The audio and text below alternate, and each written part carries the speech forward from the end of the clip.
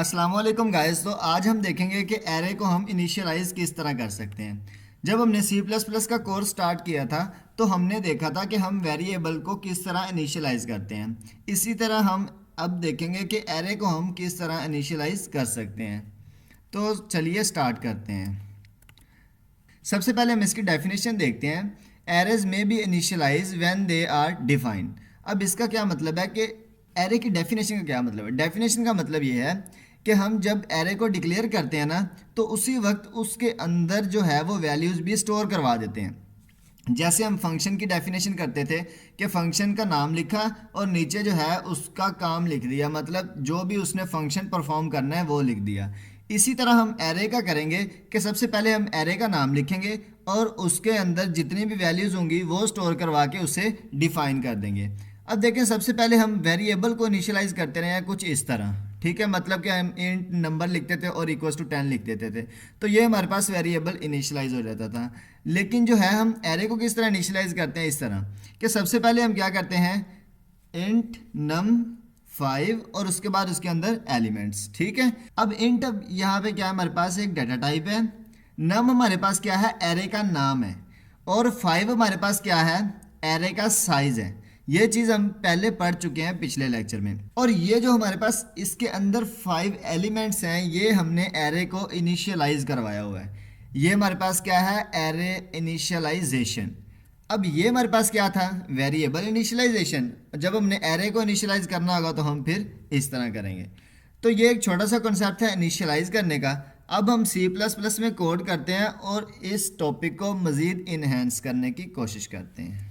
तो गाइज, मैंने V S code को ओपन कर लिया और सबसे पहले मैं क्या लिखता हूँ, कोड लिखता हूँ और उसके बाद जो है ना हम टॉपिक की तरफ आते हैं। गाइज, तो आपको वेरिएबल को इनिशियलाइज करवाना होप्स हो कि आता होगा। वेरिएबल को हम किस तरह इनिशियलाइज करवाते थे, अब मैं कहता था इंट नम इक्वल्स टू 10 या 12 जो भी रखते हैं। ठीक है, ये हमारे पास नम होता था और अगर मैं इसको प्रिंट करवाना चाहता था तो मैं सिंपल लिख देता था नम। ठीक है, इस तरह प्रिंट हो सकता। लेकिन जो है अब हमने किसको प्रिंट करवाना है, एरे को। सबसे पहले हमने एरे को इनिशियलाइज करना है, उसके बाद हमने प्रिंट करवाना है। तो एरे का सबसे पहले हम साइज देंगे।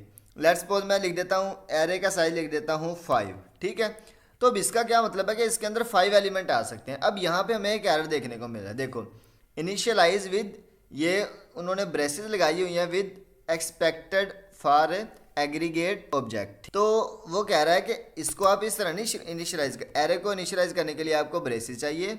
और अब वो कहता है कि इसके अंदर 5 एलिमेंट भी स्टोर करवाएं। तो मैं क्या करता हूँ, मैं इसके अंदर 5 एलिमेंट स्टोर करवा देता हूँ। ठीक है, कुछ भी मैं स्टोर करवा सकता हूँ।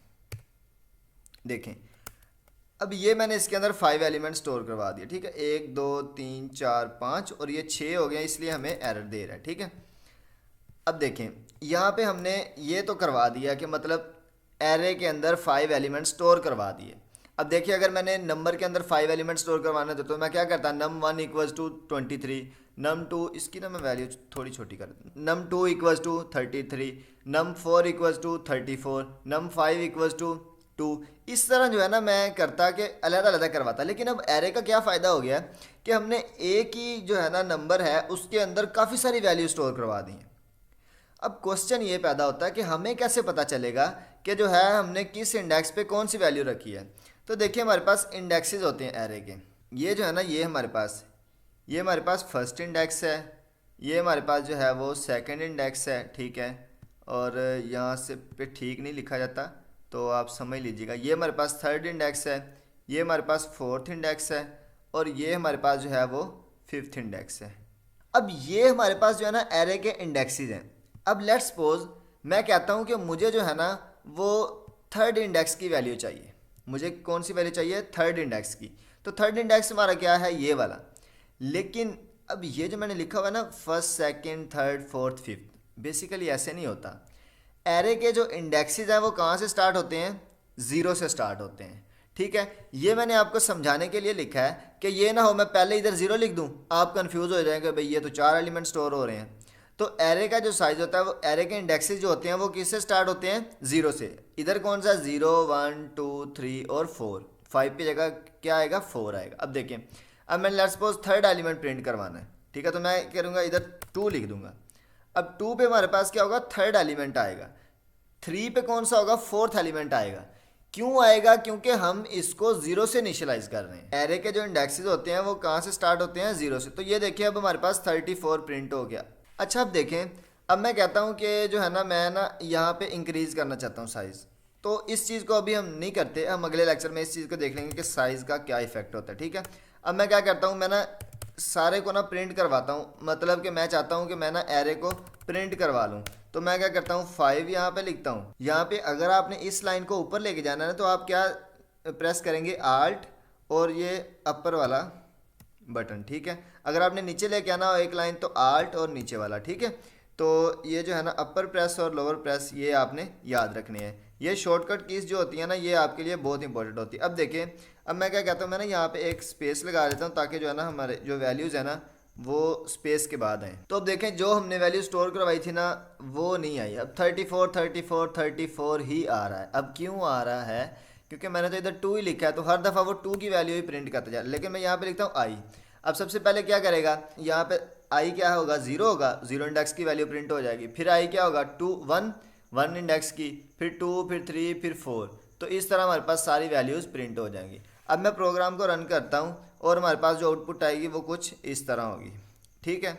लेकिन क्या होगा अगर आप कहें कि मैं जो है ना वो यूज़र से वैल्यू लेना चाहता हूँ। और एक चीज़ मैं आपको बता दूँ, यहाँ पे ना हम साइज़ भी लिख सकते हैं, मतलब साइज़ जो है ना हम दे भी सकते हैं। जैसे मैं लिखता हूँ साइज़, ठीक है। लेकिन यहाँ पे अब साइज़ पे हम एरर दे रहा है। क्यों एरर दे रहा है, can not determine which instance of overload function size is internal. मतलब कि वो कह रहा है कि साइज हमारे पास डिफाइन ही नहीं है। तो मैं यहाँ पे लिखता हूँ साइज इक्वल्स टू, मैं लिख देता हूँ 5 ही लिख देते हैं, ठीक है। और मैंने साइज़ को पास करवा दिया। लेकिन जब मैंने साइज़ को पास करवाया ना, तो फिर भी हमें एक एरर देखने को मिल रहा है। अब ये चीज़ जो है ना आप समझें, expression must have a constant value, the value of size declare at line 5 can not be used as a constant. अब देखें, जो हमारे पास एरे का साइज होता है ना वो चेंज नहीं हो सकता, कभी भी चेंज नहीं हो सकता। जितनी आपने साइज की एरे एलोकेट कर दी है ना, उतनी स्पेस उसने ले लेनी है, एरे का साइज चेंज नहीं हो सकता। इसलिए वो कहता है कि जो एरे का साइज है ना, ये आपके पास क्या होना चाहिए, हमेशा कांस्टेंट होना चाहिए।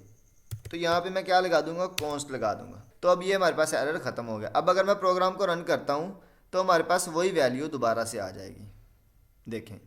तो गाइज ये छोटा सा कॉन्सेप्ट था जो आज मैंने आपको बताना था कि एरे को हम इनिशियलाइज किस तरह कर सकते हैं। अगर फिर भी आपको किसी चीज़ में कन्फ्यूजन है तो आप दोबारा से पूछ सकते हैं, आप कमेंट में बता दिया करें। हम वो टॉपिक दोबारा जो है ना वो डिस्कस कर लिया करेंगे जिसमें आपको कोई मसला हुआ।